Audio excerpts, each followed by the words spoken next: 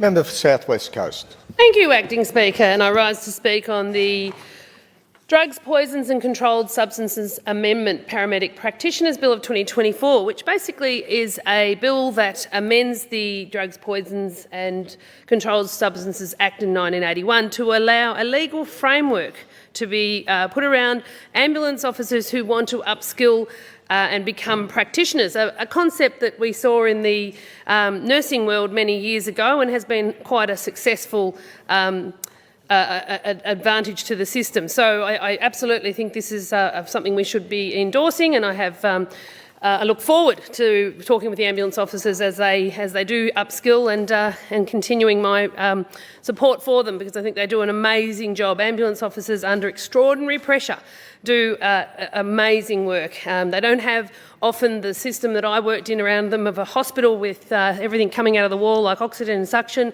They have to pull it all out of the back of a vehicle and attend to people in extraordinary situations in farm accidents or road accidents. So I always take my hat off and love the time that I did spend working, doing my time with the ambulance when I was training. But I think this just does not go far enough. We've got 10 years of a Labor government who have destroyed the health system, and the ambulance officers need far more support than just this 30 trainees that we'll see becoming practitioners. If the government was really serious about giving them the resources they need, they'd probably start with the issue we've got in Portland and fixing it. We've got a helipad in Portland that has been closed for 2 years. Now, no one has given the community an understanding as to why that is. Initially, the minister tried to blame the civil aviation people. They said it wasn't them that changed any regulations.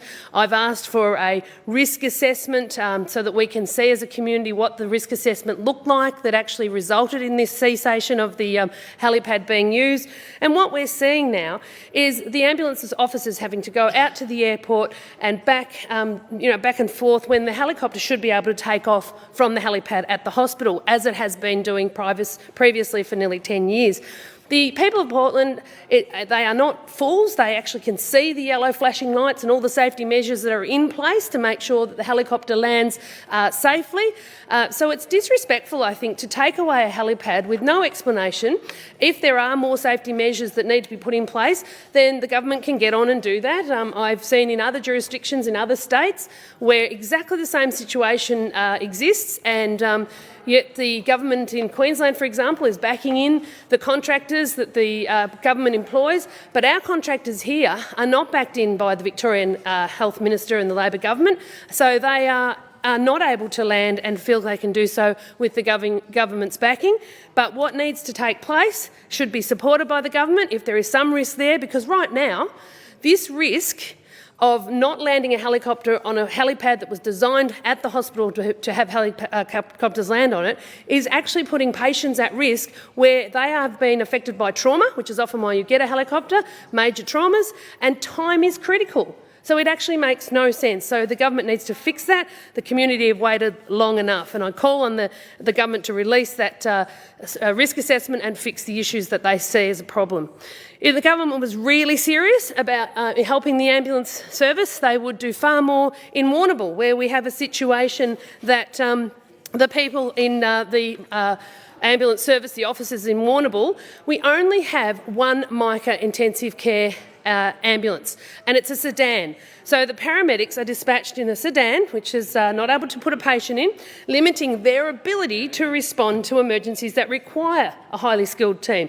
So situations like a cardiac arrest, for example, a single MICA paramedic is currently dispatched and is expected to perform life-saving procedures like intubation, cannulation, defibrillation, all with just one pair of hands until backup hopefully arrives. So this unrealistic expectation puts paramedics and patients at risk. So all they're asking for is a two-up system like we have in the police, where 2 paramedic officers are actually dispatched with an ambulance that supports them fully equipped. We see this in smaller jurisdictions. We see it in Ararat. We see it in places like in areas that are not as highly populated as Warrnambool. So there's absolutely no reason.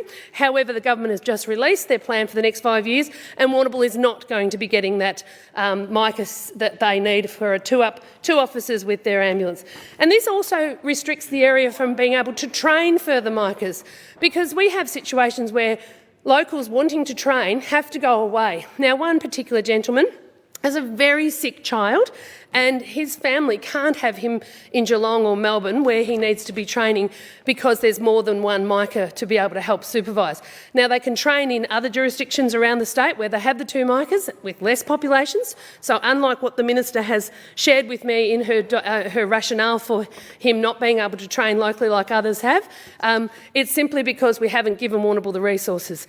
And furthermore, we have 15 years ago, with the population less than it obviously is today, with the growing population of this state, we still have only 2 ambulances equipped for Warrnambool. It needs a 3rd ambulance. 15 years ago, that was what they were using to meet the demand of the population. Now that it's grown, there's clearly a need. But no, in that report that the government's released, they have no plans to give Warrnambool the resources. It's all very well to give a pay rise, and I'm very, very pleased that the ambulance officers have got that and they deserve that. But when you're a health professional, there is nothing more debilitating as a health worker than losing a patient due to insufficient resources. You know, as a former nurse, I empathise deeply with the local officers who desperately need this 3rd ambulance and to meet the growing need and desperately need a 2nd MICA. So I urge our community to really get behind our ambulance team and feed into the government's inquiry. There's a parliamentary inquiry on now. It's open till February. Write up your stories. I urge you to help our ambulance officers. If you didn't get the ambulance on time that your family needed, if you were experiencing, like I heard about in a cafe in Warrnambool, someone collapsed and it was an hour, and the staff having to step over this person who collapsed for an hour because the ambulance couldn't arrive, please get on that submission on the internet, on the Parliament website, and please feed your stories in. It helps our ambulance officers. They need your support. So here we have 10 years of Labor, and the health system that I used to once proudly say we were very blessed to have in Victoria is in an absolute crisis. After 10 years of starving the health services of much-needed funding. And even today, it's becoming more evident in the news today about in 2018 the cracks were showing. Our wait lists for emergency surgeries are absolutely too large. 61,000 people waiting for planned surgeries in pain, often starting to get concerned about how much opiates they're having to take to manage that pain, and very, very clearly we have seen, and I've certainly had cases in my office of children even addicted to opiates waiting for treatment for hip replacements, which it's something you never ever want to see. But I'm really sad to hear from my nurse friends who tell me that they're being asked by the theatre team to actually take leave or to go and work on the wards. So we've got theatre lists that aren't being filled because we haven't had the full complement of anaesthetists and general surgeons and other surgeons and other specialists that are actually needed. And I understand that 20 physicians have been employed recently by the hospital, but whilst we've got a health department and a government, the Labor government, not actually doing the analysis of what's actually needed and utilising the resources or actually getting the resources that are needed, we should not have any theatres sitting at not full capacity when we've got 61,000 people on a wait list. And it's devastating to the nurses that need to be supported to do the jobs they love and not have such stress levels going on that they're seeing the levels of sick leave and burnout that they are experiencing and telling me about. It's really quite a crisis. And we were promised a hospital that would be built to scope.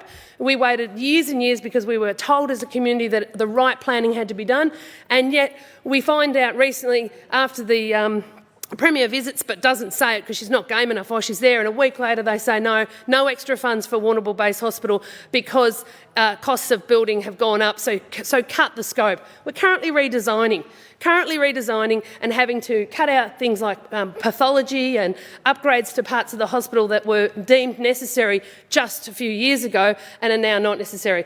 Surely, if the government can find money for other hospitals that they've increased the funding to, and if you just have a look around the state where many of the Labor seats are, they've done exactly that. So why they won't give a hospital in Warrnambool the extra funds they need because the building costs have gone up because of their dirty big build waste is just just criminal, and we need that addressed, and they need to absolutely fund the hospital properly and make sure there's the scope there to future-proof it.